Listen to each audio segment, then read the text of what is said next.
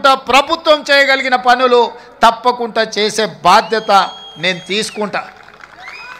అదేవిధంగా వేదిక మీద ఉన్న మిత్రులకు, మీ సంఘ నాయకులకు సూచన చేస్తున్నా, కార్మికుల కోసం ఒక వెల్ఫేర్ ఫండ్, ఒక వెల్ఫేర్ కోసం ఒక వ్యవస్థను ఏర్పాటు చేసుకోండి.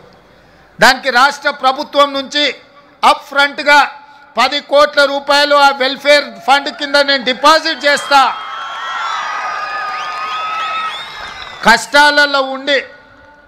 కష్టాలలో మరణించే కార్మికులను ఆదుకోవడానికి ఆ నిధిని ఉపయోగించండి.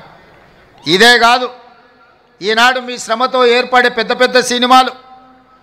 పెద్ద సినిమా నిర్మాతలు, హీరోలు వాళ్ళ సినిమాల టికెట్ల ధరలు పెంచడానికి నా దగ్గరకు వస్తుంటారు. నేను నిర్మాతలకు చెప్పిన, మరి పెంచిన దాంట్లో కొంతైనా కార్మికులకు వాటా ఉండాలి కదా అని.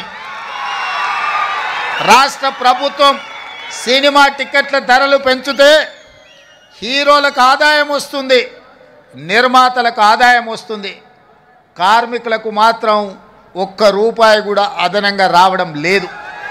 అందుకే ఈ వేదిక మీద నుంచి మీకు మాట ఇస్తున్నా, ఆ ఆదాయంలో 20% కార్మికులకు ఇస్తేనే రాష్ట్ర ప్రభుత్వం జీవో ఇస్తుంది.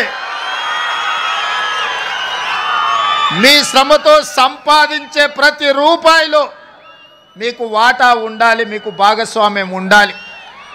ఈ వేదిక మీద నుంచి మా అధికారులకు నేను ఆదేశాలు ఇస్తున్నా, రేపటి భవిష్యత్తులో ఎంత పెద్ద నిర్మాత అయినా, ఎంత ఇన్ఫ్లుయెన్షియల్ పర్సన్ అయినా రాష్ట్ర ప్రభుత్వం అదనంగా టికెట్ల ధరలు పెంచితే వచ్చే ఆదాయంలో 20% నా కార్మిక సోదరుల కుటుంబాలకు వెల్ఫేర్ ఫండ్ కింద వాళ్ళకు ఆ నగదు బదిలీ జరిగితేనే ఆ ఒప్పందం ప్రకారమే మా రాష్ట్ర ప్రభుత్వం జీవో ఇస్తుంది. ఈ నిబంధనలు నేను సవరిస్తానని చెప్పి ఈ సందర్భంగా కార్మిక సోదరులకు నేను మాట ఇస్తున్నా. ఎందుకంటే మీ శ్రమతోనే, మీ కష్టంతోనే ఈనాడు సినిమా గొప్పగా రాణిస్తుందంటే, మరి ఆ సినిమాకు అత్యధికంగా కనక వర్షం కురుస్తుందంటే మీ శ్రమ ఉన్నది కాబట్టి అందులో మీకు భాగస్వామ్యం ఉండాలనేది నా ఆలోచన. మిత్రులారా, ఇవాళ ఇంతకుముందు మా సోదరులు చెప్పిండ్రు, సార్ మాకు ఇండ్ల గురించి ఏదైనా చూడాలని. తప్పకుండా ఈ కార్మికుల కోసం ఏం అవకాశాలు ఉన్నాయో నేను ఇంకా పరిశీలించలేదు. తప్పకుండా మీ ఇండ్ల కోసం ఏం సహాయం